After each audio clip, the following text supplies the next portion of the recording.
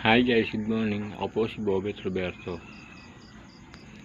Mag-iisang taon ng stroke ngayong July 16.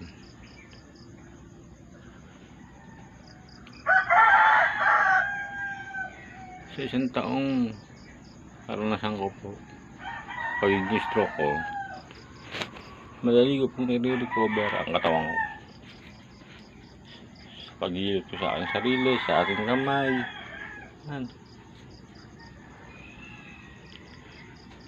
ako po ay taga Santa Rosa, Laguna. Guys, pakikita ko po sa inyo kung paano ako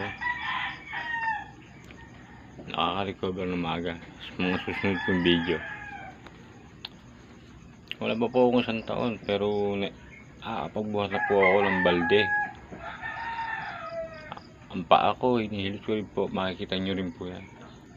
Nakakalundag na rin po ako, nakakatalon-talon. Yan. Ang mga kinakain ko po ay mga super vegetable herbal medicine. Yan, mga gulay at gamot sa ating katawan na kailangan ng katawan ng mga nai-stroke at na may mga sakit na diabetes. Yan guys, mga high blood. Yan po guys, paki-subscribe naman po mga ka-stroke ko. I love you sa inyong lahat. Laban lang tayo, fight lang tayo sa journey ng ating buhay ngayong tayo ay stroke na. Huwag tayong maging hopeless, huwag tayong mawala ng pag-asa.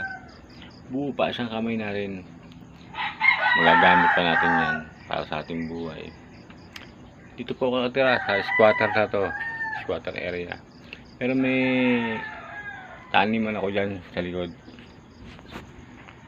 Hihintay pa po ako ng relocation. Okay guys, maraming salamat. Paki-subscribe naman po. I love you all sa mga ka-stroke ko.